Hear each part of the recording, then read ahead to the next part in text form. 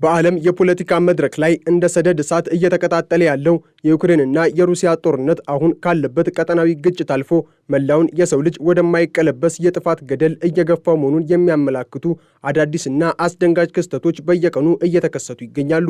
የዩክሬኑ ፕሬዝዳንት ቮሎዲሚር ዜሌንስኪ በቅርቡ ለቢቢሲ በሰጡት እጅግ ቁልጭ ያለና ስሜት የሚቀሰቅስ ቃለ መጠይቅ ዓለም ለዘመናት ሲፈራው የነበረው ሶስተኛው የዓለም ጦርነት ገና ወደፊት የሚመጣ ሳይሆን ቀድሞውኑ በቭላዲሚር ፑቲን አማካኝነት መጀመሩን በይፋ አውጀዋል። ይህ ንግግር ተራ የፖለቲካ ዲፕሎማሲ ሳይሆን በኪየቭ በረቀቀ የጥበቃ አጥር ውስጥ ተከቦ የሚገኝና ለሀገሩ ሕልውና የሚዋጋ መሪ የሰጠው የመጨረሻው የሕልውና ማስጠንቀቂያ ተደርጎ ሊወሰድ ይችላል። ዜሌንስኪ እንደሚሉት ፑቲን በዩክሬን ላይ የከፈቱት ጥቃት ዓላማው ግዛትን መቆጣጠር ብቻ ሳይሆን ዓለም የምታውቀውንና የመረጠችውን የነጻነት አኗኗር በኃይል ቀይሮ የሩሲያን አምባገነናዊ ፍላጎት በዓለም ላይ ለመጫን የታለመ ነው። በዚህ በረቀቀ ጥብቅ ጥበቃ በሚደረግለት የኪየቭ የመንግስት ቢሮ ውስጥ የተካሄደው ቃለ መጠይቅ የዜሌንስኪን የማይበገር ጽናትና የሀገሪቱን አስቸጋሪ ሁኔታ ቁልጭ አድርጎ ያሳያል። ፕሬዝዳንቱ በንግግራቸው ውስጥ በድል አድራጊነት መንፈስ የተሞሉ ቢሆንም በውስጣቸው ያለውን ቁጭትና ስጋት ግን አልደበቁም። ሩሲያ ዩክሬን አሁንም በእጇ የያዘችውንና የምሽግ ከተሞች ተብለው የሚጠሩትን የዶኔስክ ግዛቶችን እንዲሁም የኬርሶንና የዛፖሮዥያ መሬቶችን አሳልፋ እንድትሰጥ የምታቀርበው ጥያቄ ዜሌንስኪ የዜጎች ክህደት ሲሉ ነው የገለጹት። ለእሳቸው መሬት ማለት ተራ አፈር ሳይሆን በመቶ ሺዎች የሚቆጠሩ ዜጎች የሚኖሩበት ነፃነታቸውን ያወጁበትና ክብራቸውን የሚጠብቁበት ስፍራ ነው። እነዚህን ስልታዊ ቦታዎች ለጠላት አሳልፎ መስጠት ማለት የዩክሬንን ማህበረሰብ ለሁለት መክፈል፣ ለጠላት የስትራቴጂክ እረፍት መስጠትና ሩሲያ በሁለትና 3 ዓመታት ውስጥ በበለጠ ኃይል ተመልሳ እንድትመታ በር መክፈት እንደሆነ በስፋት አብራርተዋል። የዜሌንስኪ ገለጻ እንደሚጠቁመው ፑቲን አሁን የሚፈልጉት የተኩስ አቁም ስምምነት ለሰላም ብለው ሳይሆን የደከመውን ሰራዊታቸውን ለማጠናከርና ለቀጣዩ ትልቅ ወረራ ራሳቸውን ለማዘጋጀት የሚያስችል የጊዜ ፋታ ለማግኘት ነው። ይህ ደግሞ ለአውሮፓና ለተቀረው ዓለም ትልቅ ወጥመድ ነው። ሩሲያ አሁን የተቆጣጠረችውን ግዛት ይዛ እንድትቆይ መፍቀድ ማለት የዓለምን የድንበር መርህ ማፍረስና ወደፊት ለሚመጡ ተመሳሳይ ወረራዎች አረንጓዴ መብራት ማብራት ነው። ፕሬዝዳንቱ ድልን ሲተረጉሙት የ1991ን የሀገሪቱን የድንበር ይዞታ ማረጋገጥ ብቻ ሳይሆን በዓለም ላይ ፍትህን ማስፈን እንደሆነ ይገልጻሉ። ይህ ካልሆነ ግን ፑቲን በዩክሬን እንደማይቆሙና የጦርነቱ እሳት ወደ ሌሎች የአውሮፓ ሀገራት መዛመቱ የማይቀር መሆኑን በከፍተኛ ጭንቀት ያስጠነቅቃሉ። በሌላ በኩል ደግሞ የአሜሪካው ፕሬዝዳንት ዶናልድ ትራምፕ ወደ ስልጣን መመለስ በዩክሬን ላይ የፈጠረው ጫና ቀላል አይደለም። ትራምፕና ምክትላቸው ጄዲ ቫንስ በዜሌንስኪ ላይ የሚያሳዩት የዲፕሎማሲያዊ ጥቃትና ጫና ዩክሬንን ባልተዘጋጀችበት የድርድር ጠረጴዛ ላይ እንድትቀመጥ የሚያስገድድ ነው። ትራምፕ ዜሌንስኪን አምባገነንና ጦርነቱን የጀመረ አድርገው መክሰሳቸው በክሬምሊን የሚነገረውን የፕሮፓጋንዳ ትርክት የሚያስተጋባ ሆኖ ተገኝቷል። ይሁን እንጂ ዜሌንስኪ ለዚህ የሰጡት ምላሽ በትዕግስትና በብልሃት የተሞላ ነው። እኔ አምባገነን አይደለሁም፣ ጦርነቱንም አልጀመርኩም በማለት የእውነታውን ጥሬ ሀቅ ለዓለም አሳውቀዋል። የአሜሪካ የጦር መሳሪያ ድጋፍ መቆሙ ዩክሬንን አጣብቂኝ ውስጥ ቢከታትም ፕሬዝዳንቱ ግን አሁንም በአሜሪካ ተቋማትና በኮንግረስ ላይ ያላቸውን ተስፋ አልቆረጡም። የግለሰብ ፕሬዝዳንቶች ቢለዋወጡም የአሜሪካ ተቋማዊ ዋስትና ግን ለረጅም ጊዜ እንደሚቆይ ያላቸውን ጽኑ እምነት ገልጸዋል። በዩክሬን ውስጥ ስለሚካሄደው ምርጫ የተነሳው ጥያቄም የዜሌንስኪን መንግስት ሌላኛው የፈተና ምዕራፍ ነው። በትራምፕ አስተዳደር በኩል የሚነሳው ምርጫ ይካሄድ የሚለው ጥያቄ በሚሊዮን የሚቆጠሩ ዜጎች በተሰደዱበትና ሀገሪቱ በከፊል በጠላት ቁጥጥር ስር ባለችበት ወቅት ተግባራዊ ለማድረግ እጅግ አስቸጋሪ ነው። ዜሌንስኪ ይህንን ጥያቄ ሲመልሱ እኔን ለማስወገድ ነው ወይስ ምርጫ ለማካሄድ የፈለጋችሁት በማለት ለምዕራባውያን አጋሮቻቸው ግልጽ ጥያቄ አቅርበዋል። ምርጫው የሚካሄድ ከሆነ ፍትሐዊ፣ ህዝብ የሚያምንበትና ዓለም አቀፍ ተቀባይነት ያለው መሆን እንዳለበት አሳስበዋል። ይህ ደግሞ ያለ ደህንነት ዋስትናና ያለ የተሟላ የህግ ማዕቀፍ የማይታሰብ መሆኑን አብራርተዋል። ይህ በእንዲህ እንዳለ ከብራስልስ የሚሰማው ዜና የግጭቱን ዓለም አቀፋዊ መልክ ይበልጥ ውስብስብ ያደርገዋል። የአውሮፓ ህብረት በሩሲያ ላይ የጣለው 20ኛው የማዕቀብ ጥቅል በአሜሪካና በሌሎች የቡድን 7 ሀገራት እምቢተኝነት ምክንያት መሰናክል ገጥሞታል። አውሮፓ የሩሲያን የነዳጅ ማጓጓዣ ታንከሮች ሙሉ በሙሉ ለማገድና የኢንሹራንስ አገልግሎት ለመከልከል ያቀረበችው ጥያቄ በዋሽንግተን ውድቅ መደረጉ በምዕራባውያን መካከል ያለውን የጥቅም ግጭት ቁልጭ አድርጎ ያሳያል። አሜሪካ የራሷን እርምጃ በራሷ ጊዜና ሁኔታ እንደምትወስድ ብትገልጽም ይህ መዘግየት ግን ሩሲያ በነዳጅ ሽያጭ የምታገኘውን የጦርነት በጀት እንድታጠናክር እድል ሰጥቷታል። በህብረቱ ውስጥም ቢሆን እንደ ሃንጋሪ ያሉ ሀገራት የራሳቸውን ብሔራዊ ጥቅም በማስቀደም ማዕቀቡን ለማገድ መዛታቸው አውሮፓ በሩሲያ ላይ የነበራት አንድነት እየላላ መምጣቱን ያሳያል። በተለይም የተጠረጠሩ ታንከሮችን በባህር ላይ ለማስቆም የቀረበው ሐሳብ ከሩሲያ ጋር ቀጥተኛ የባህር ላይ ጦርነት ሊቀሰቅስ ይችላል የሚል ከፍተኛ ስጋትን ፈጥሯል። እንደ ስፔን፣ ጣሊያንና ግሪክ ያሉ የባህር ዳርቻው ሀገራት ይህ እርምጃ ወደማይፈለግ ወታደራዊ ግጭት ያመራል በሚል ስጋታቸውን ገልጸዋል። ይህ ደግሞ ዜሌንስኪ ሶስተኛው የዓለም ጦርነት ተጀምሯል ያሉትን ንግግር ይበልጥ የሚያጠናክር ነው። ጦርነቱ በዩክሬን ምድር ላይ ከሚካሄድ የባሩድ ውጊያ አልፎ ወደ ዓለም አቀፍ የንግድ መስመሮችና የባህር ላይ ግዛቶች የመሸጋገር አዝማሚያ እያሳየ ይገኛል። የኢኮኖሚ ማዕቀቡ ውጤታማ አለመሆንና የሀገራት የጥቅም ሽኩቻ ፑቲን በዩክሬን ላይ የጀመሩትን ወረራ አጠናክረው እንዲቀጥሉ የሞራልና የገንዘብ ድጋፍ እየሆናቸው ነው።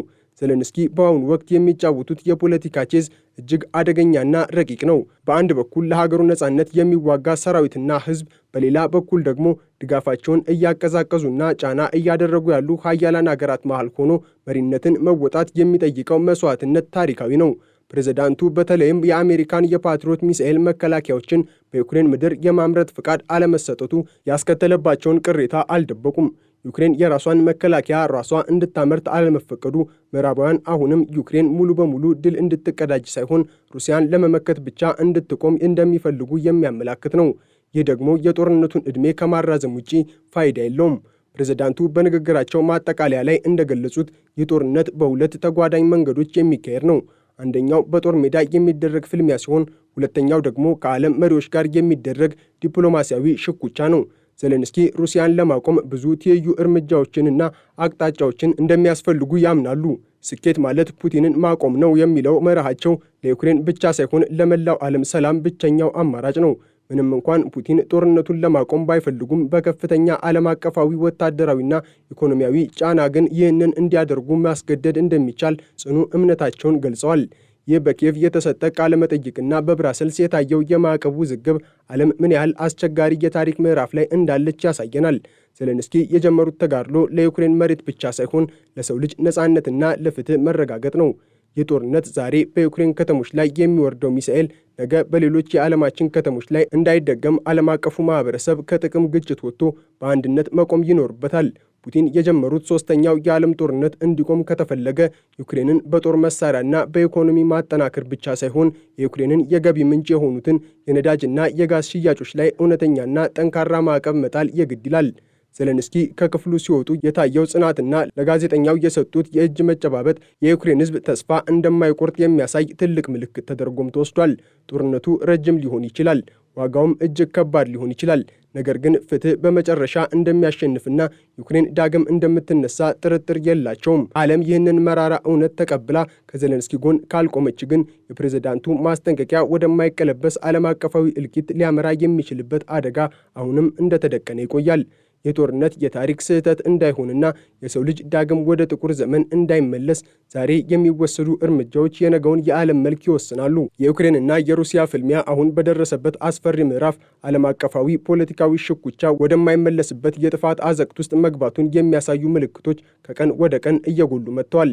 ፕሬዝዳንት ቮሎዲሚር ዜሌንስኪ ለቢቢሲ በሰጡት እጅግ ስሜት ቀስቃሽና ጥልቅ ትንታኔ የሰው ልጅ የታሪክ መዝገብ በደም ሊጻፍ መጀመሩንና ሶስተኛው የዓለም ጦርነት ቀድሞውኑ መፈንዳቱን ሲያውጁ ይህ ንግግር ተራ የዲፕሎማሲ ማስጠንቀቂያ ሳይሆን የመላው ዓለም ነጻነትና ደህንነት አደጋ ላይ መውደቁን የሚያበስር የለቅሶ ድምፅ ነበር። ዜሌንስኪ እንደሚሉት ቭላዲሚር ፑቲን በዩክሬን ላይ የከፈቱት ወረራ ዓላማው የተወሰኑ ግዛቶችን መቆጣጠር ብቻ ሳይሆን ከሁለተኛው የዓለም ጦርነት በኋላ የተገነባውን ዓለም አቀፋዊ ስርዓት ማፍረስና የሰው ልጅ በራሱ ፈቃድ የመረጠውን የዲሞክራሲና የነጻነት አኗኗር በኃይል ቀይሮ የራሱን ፍላጎት መጫን ነው። ይህ ደግሞ በዩክሬን ድንበር የሚገታ ሳይሆን መላውን አውሮፓና ዓለምን የሚወጥ የእሳት ነበልባል እንደሆነ በጽኑ ያስረዳሉ። በኪየቭ እምብርት በሚገኘውና በረቀቀ ወታደራዊ ጥበቃ በሚጠበቀው የመንግስት ቢሮ ውስጥ የተካሄደው ይህ ቃለ መጠይቅ ዜሌንስኪ የተሸከሙትን ከባድ የኃላፊነት ጭነት ቁልጭ አድርጎ ያሳያል። ቀድሞ በመዝናኛው ዘርፍ ዝነኛ የነበሩትና ዛሬ ግን የሀገራቸውን የህልውና ምልክት የሆኑት ፕሬዝዳንት በንግግራቸው ውስጥ የሚታየው ጽናትና እልህ የዩክሬን ሕዝብ የማይበገር መንፈስ መገለጫ ነው። ሩሲያ ዩክሬን አሁንም በእጇ የያዘቻቸውንና የምሽግ ከተሞች በማለት የምትጠራቸውን የዶኔስክ ግዛቶችን እንዲሁም የኬርሶንና የዛፖሮዥያ መሬቶችን አሳልፋ እንድትሰጥ የምታቀርበው ጥያቄ ዜሌንስኪ በከፍተኛ ቁጣና ንቀት ውድቅ አድርገውታል። ለሳቸው መሬት ማለት ተራ የአፈር ክምር ሳይሆን በመቶ ሺዎች የሚቆጠሩ ዜጎች የሚኖሩበት፣ ሕይወታቸውን የገነቡበት፣ ለነጻነታቸው ሲሉ መስዋዕትነትን የከፈሉበት የተቀደሰ ስፍራ ነው። እነዚህን ግዛቶች ለጠላት አሳልፎ መስጠት ማለት የዩክሬንን ማህበረሰብ ለሁለት መክፈል፣ ዜጎችን ለጭቆና አሳልፎ መስጠትና ሩሲያ በጥቂት ዓመታት ውስጥ በበለጠ ኃይል ተመልሳ እንድትመጣ የስትራቴጂክ እረፍት መስጠት እንደሆነ በሰፊው አብራርተዋል። ፑቲን አሁን የሚፈልጉት ሰላም ሳይሆን የቆሰለውን ሰራዊታቸውን ለማከም የሚረዳ የጊዜ ፋታ እንደሆነና ይህ ፋታ ደግሞ ለቀጣዩ ትልቅ ዓለም አቀፋዊ እልቂት መረማመጃ እንደሚሆን ዜሌንስኪ በታላቅ ጭንቀት ያስጠነቅቃሉ። የዜሌንስኪን ትግል ይበልጥ አስቸጋሪ የሚያደርገው ደግሞ ከአትላንቲክ ውቅያኖስ ማዶ የሚሰማው አዲስ የፖለቲካ አቅጣጫ ነው። የአሜሪካው ፕሬዝዳንት ዶናልድ ትራምፕ እና ምክትላቸው ጄዲ ቫንስ በዩክሬን ላይ የሚያሳዩት አቋም ለዜሌንስኪ መንግስት ዲፕሎማሲያዊ ዝርፊያ ተብሎ ሊጠራ የሚችል እጅግ አስከፊ ጫና ነው። ትራምፕ ዩክሬን ባልተዘጋጀችበትና ጥቅሟ ባልተከበረበት ሁኔታ ወደ ድርድር ጠረጴዛ እንድትመጣ የሚያደርጉት ግፊት በተዘዋዋሪ ፑቲን የሚፈልጉትን የግዛት ሽልማት እንዲያገኝ በር የሚከፍት ነው። ትራምፕ ዜሌንስኪን አምባገነንና ጦርነቱን የጀመረ ሰው አድርገው መፈረጃቸው በክሬምሊን የሚነገረውን የፕሮፓጋንዳ ማሽን ድምፅ የሚያስተጋባና የዩክሬንን ፍትሐዊ ተጋድሎ የሚያቃልል ተግባር ነው።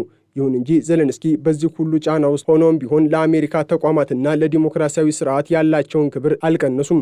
ፕሬዝዳንቶቹ ቢለዋወጡም የአሜሪካ ሕዝብና የኮንግረስ ተቋማት ለፍትህና ለነጻነት የቆሙ በመሆናቸው ለዩክሬን የሚሰጠው የ30 ዓመት የደህንነት ዋስትና በሕግ ተደንግጎ እንደሚቀጥል ያላቸውን ተስፋ ገልጸዋል። በዩክሬን ውስጥ ስለሚካሄደው ምርጫ የተነሳው ጥያቄም የጉዳዩን ውስብስብነት ይበልጥ ያጎለዋል። በትራምፕ አስተዳደር የሚገፋውና ዩክሬን በአስቸኳይ ምርጫ እንድታካሄድ የሚጠይቀው ግፊት በሚሊዮን የሚቆጠሩ ዜጎች ተሰደውና ሀገሪቱ በከፊል በጠላት ቁጥጥር ስር ባለችበት ወቅት ተግባራዊ ለማድረግ የማይታሰብ ነው። ዜሌንስኪ ይህንን ጥያቄ ሲመልሱ ምርጫውን የምትፈልጉት እኔን ለማስወገድ ነው ወይስ ዩክሬንን በዲሞክራሲያዊ ጎዳና ለማስቀጠል በማለት ለምዕራባውያን አጋሮቻቸው ግልጽና መራራ ጥያቄን አቅርበዋል። ምርጫው የሚካሄድ ከሆነም ህዝቡ የሚያምንበትና ፍትሐዊ መሆን እንዳለበት፣ ይህ ደግሞ ያለ ሙሉ የደህንነት ዋስትና ሊሳካ እንደማይችል አስረድተዋል። ፕሬዝዳንቱ ዳግም ስለ መደራደራቸው ገና እንዳልወሰኑ ቢገልጹም አሁን ግን ዋነኛው ተግባራቸው ሀገሪቱን ከጠላት ወረራ መታደግና የዜጎችን ደህንነት ማስከበር እንደሆነ በቁርጠኝነት ተናግረዋል። በሌላ በኩል ደግሞ በአውሮፓ ህብረትና በአሜሪካ መካከል የተፈጠረው የኢኮኖሚ ማዕቀብ ልዩነት የሩሲያን የጦርነት ማሽን ለማዳከም የሚደረገውን ጥረት ትልቅ መሰናክል ሆኖበታል። አውሮፓ የሩሲያን የነዳጅ ማጓጓዣ ታንከሮች ሙሉ በሙሉ ለማገድና የኢንሹራንስ አገልግሎት ለመከልከል ያቀረበችው የ20ኛው ዙር የማዕቀብ እቅድ በአሜሪካና በሌሎች የቡድን 7 አባል ሀገራት እምቢተኝነት ምክንያት ውድቅ መደረጉ እጅግ አሳዛኝ ክስተት ሆኗል። አሜሪካ የራሷን እርምጃ በራሷ ጊዜ እንደምትወስድ ብትገልጽም የመዘግየት ግን ሩሲያ በነዳጅ ሽያጭ የምታገኘውን የቢሊዮን ዶላር ገቢ እንድታጠናክርና በዩክሬን ላይ የምታዘንበውን የሚሳኤል ዝናብ እንድትቀጥል እድል ሰጥቷታል። በህብረቱ ውስጥም ቢሆን እንደ ሃንጋሪ ያሉ ሀገራት ብሔራዊ ጥቅማቸውን በማስቀደም ማዕቀቡን ለማገድ ዝተዋል። አውሮፓ በሩሲያ ላይ የነበራት አንድነት እየላላ መምጣቱን የሚያሳይ ደካማ ጎን ተደርጎም ተወስዷል። በተለይም ተጠርጣሪ ታንከሮችን በባህር ላይ ለማስቆም የቀረበው ሐሳብ ከሩሲያ ጋር ቀጥተኛ የባህር ላይ ወታደራዊ ግጭት ሊቀሰቅስ ይችላል የሚል ከፍተኛ ስጋት በስፔን በጣሊያንና በግሪክ ዘንድ ፈጥሯል። ይህ ማለት ጦርነቱ ከዩክሬን አፈር አልፎ ወደ ሰፊው ዓለም አቀፍ የንግድ መስመሮችና የባህር ግዛቶች የመሸጋገር ዕድሉ ሰፊ ነው። ፕሬዝዳንት ዜሌንስኪ ሶስተኛው የዓለም ጦርነት ተጀምሯል ሲሉ የገለጹት ስጋት አሁን በባህር ላይና በኢኮኖሚ መስክ እየታየ ካለው ትርምስ ጋር ተዳምሮ ሲታይ ዓለም በእሳተ ገሞራ አፋፍ ላይ እንደቆመች በግልጽ ያሳያል። የኢኮኖሚ ማዕቀቦቹ ውጤታማ አለመሆንና የሀገራት የጥቅም ሽኩቻ ፑቲን ለጀመሩት ወረራ ትልቅ የሞራልና የገንዘብ ድጋፍ እየሆናቸው መሆኑን መካድ አይቻልም። ዜሌንስኪ ለቢቢሲ በሰጡት ቃለ መጠይቅ ወቅት የተጠቀሙበት የቼዝ ጨዋታ ምሳሌ አሁን ያለውን ዓለም አቀፋዊ ሁኔታ በምልአት የሚገልጽ ነው። ፕሬዝዳንቱ የሚጫወቱት ይህ ጨዋታ ከሩሲያ ጋር ብቻ ሳይሆን እርስ በርስ ከሚጋጩ የዓለም ሀያላን ሀገራት ፍላጎት ጋር ጭምር ነው። በአንድ በኩል ለሕልውና የሚዋጋ ሰራዊትና ሕዝብ እየመሩ በሌላ በኩል ደግሞ ድጋፋቸውን እያቀዛቀዙና ጫና እያደረጉ ያሉ አጋሮችን ለማሳመን የሚከፍሉት መስዋዕትነት ታሪካዊ ነው። በተለይም ዩክሬን የአሜሪካን የፓትሪዮት ሚሳኤል መከላከያዎችን በገዛ አገሯ ለማምረት ያቀረበችው ጥያቄ ምላሽ አለማግኘቱ ምዕራባውያን አሁንም ዩክሬንን ለራሳቸው ስትራቴጂካዊ ጥቅም ሲሉ ብቻ እንደሚደግፏትና ሙሉ በሙሉ ድል እንድትቀዳጅ ግን እንደሚፈሩ ትልቅ ማሳያ ነው። ይህ ደግሞ የጦርነቱን ዕድሜ በማራዘም በሚሊዮን የሚቆጠሩ ዜጎች ሕይወት ለከፋ አደጋ እያጋለጠ ነው። ፕሬዝዳንቱ በንግግራቸው ማጠቃለያ ላይ የገለጹት ድል ፍትህ ነው የሚለው መርህ ለዩክሬን ብቻ ሳይሆን ለመላው ዓለም ሰላም ብቸኛው መፍትሄ ነው። ድል ማለት የጠፋውን መሬት መመለስ ብቻ ሳይሆን የዓለምን የድንበር መርህ ማስከበርና አምባገነኖች በጉልበታቸው ሌላ ሀገር መውረር እንደማይችሉ ማረጋገጥ ነው። ይህ ካልሆነ ግን ፑቲን በዩክሬን አይቆሙም፣ ነገ የሌላ ሀገር ተራ መሆኑ አይቀሬ ነው። ዜሌንስኪ ፑቲንን ለማቆም ብዙ ትይዩ እርምጃዎችንና አቅጣጫዎችን እንደሚያስፈልጉ ያምናሉ። ወታደራዊ ጫና፣ ጠንካራ የኢኮኖሚ ማዕቀብና ዲፕሎማሲያዊ መገለል ተዳምረው ሩሲያን ወደ ድርድር ጠረጴዛ ሊያመጧት እንደሚችሉም ያላቸውን ተስፋ አልቆረጡም። ምንም እንኳን ፑቲን ጦርነቱን ለማቆም ባይፈልጉም በከፍተኛ ዓለም አቀፋዊ ግፊት ግን ይህንን እንዲያደርጉ ማስገደድ እንደሚቻል በጽኑ ያምናሉ። ይህ በኪየቭ የረቀቀ ጥበቃ ውስጥ ሆኖ ለዓለም የተላለፈ መልእክት የሰው ልጅ ከታሪክ ሊማር እንደሚገባ የሚያሳስብ ትልቅ ደውል ነው። ሶስተኛው የዓለም ጦርነት ተጀምሯል ከተባለ ይህ ጦርነት በድል እንዲጠናቀቅ ዓለም ወደ ቀድሞ ሰላሟ እንድትመለስ የእያንዳንዱ ሀገርና መሪ ሚና ወሳኝ ነው። ዩክሬን ዛሬ እየከፈለች ያለችው መስዋዕትነት ለራሷ ነፃነት ብቻ ሳይሆን መላው ዓለም በአምባገነኖች እጅ እንዳይወድቅ የሚደረግ ታላቅ ተጋድሎ ነው። የዜሌንስኪ ድምፅ ዛሬ በኪየቭ አውራ ጎዳኖች ብቻ ሳይሆን በዋሽንግተን፣ በለንደን፣ በፓሪስና በመላው ዓለም ሕሊና ውስጥ ሊያስተጋባ ይገባል። የፍትህ ጉዞ ረጅም ቢሆንም መጨረሻው ግን ነፃነት መሆኑ የማይቀር የታሪክ እውነት ነው። ከዚህ በተጨማሪም በብራሰልስ የተስተዋለው ዲፕሎማሲያዊ ውድቀትና በሃንጋሪ የሚመራው ተቃውሞ አውሮፓ በውስጥ ክፍፍል መጠመዷን ያሳያል። የሩሲያ ነዳጅ በዩክሬን ምድር በሚያልፈው የድሩዝባ ቧንቧ እንዲቀጥል ሃንጋሪ የምታደርገው ጥረት በጦርነት ውስጥ ካለው ሞራላዊ ግዴታ ይልቅ የኢኮኖሚ ጥቅም ቅድሚያ እያገኘ መሆኑን ያሳያል። ዩክሬን በቧንቧው ላይ የሚደርሰውን ጥቃት ሰበብ አድርጋ ትራንዚቱን ማቋረጧ ሩሲያን በኢኮኖሚ ለማዳከም የምታደርገው የራሷ ጥረት አካል ቢሆንም ይህ እርምጃ ግን በአውሮፓ አጋሮቿ መካከል ቅሬታን መፍጠሩ አልቀርም። ይህ አይነቱ ውስጣዊ ሽኩቻ ደግሞ ለክሬምሊን ትልቅ የፖለቲካ ትርፍ የሚሰጥና የምዕራባውያንን ሕብረት የሚያዳክም ነው። በአጠቃላይ የዜሌንስኪ ንግግርና በዓለም ዙሪያ እየታየ ያለው ፖለቲካዊ ውጥረት የሚያሳዩት አንድ ትልቅ ሀቅ አለ። ሰላም ዝም ብሎ የሚገኝ ሳይሆን በጽናትና በፍትህ የሚገነባ መሆኑን ነው። ዩክሬን ዛሬ እየከፈለች ያለችው መስዋዕትነት ለራሷ ብቻ ሳይሆን መላው ዓለም በአምባገነኖች እጅ እንዳይወድቅ የሚደረግ ታላቅ ተጋድሎ ነው። ፑቲን የጀመሩት ሶስተኛው የዓለም ጦርነት በዩክሬን ድል እንዲጠናቀቅና ዓለም ወደ ቀድሞ ሰላሟ እንድትመለስ የእያንዳንዱ ሀገርና መሪ ሚና ወሳኝ ነው። ዜሌንስኪ እንዳሉት ፈጣሪ ይርዳን፣ ስኬታማ እንሆናለን የሚለው ቃል በጦርነት ለደቀቀችው ዩክሬን ብቻ ሳይሆን ለሰላም ለሚጠማው መላው የሰው ልጅ የታወጀ የተስፋ ብርሃን ነው። ይህ ግዙፍ ዘገባ እንደሚያሳየው የዩክሬን ጉዳይ ከድንበር ያለፈ የሰው ልጅ ሁሉ የጋራ ጉዳይ ነው። በዲፕሎማሲው መድረክ የሚታየው መከፋፈል፣ በኢኮኖሚው ረገድ የሚታየው የጥቅም ሽኩቻና በጦር ሜዳው የሚፈሰው ደም ሁሉ ተዳምረው የዘመናችንን ትልቁን ፈተና ደቅነውብናል። ዜሌንስኪ በዚህ ፈተና ውስጥ ሆነው የሚያሳዩት ጽናትና ለዓለም የሚያስተላልፉት መልእክት የሰው ልጅ ከታሪክ ሊማር እንደሚገባ የሚያሳስብ ነው። ሶስተኛው የዓለም ጦርነት ተጀምሯል ከተባለ የጦርነት በድል እንዲጠናቀቅና ሰላም እንዲሰፍን የሁላችንም ትብብርና ጽናትን ይጠይቃል። የዜሌንስኪ ድምፅ ዛሬ በኪየቭ አውራ ጎዳናዎች ብቻ ሳይሆን በዋሽንግተን፣ በለንደን፣ በፓሪስና በመላው ዓለም ሕሊና ውስጥ ሊያስተጋባ ይገባል። የፍትህ ጉዞ ረጅም ቢሆንም መጨረሻው ግን ነፃነት መሆኑ የማይቀር የታሪክ እውነት እንደሆነም ግልጽ ነው።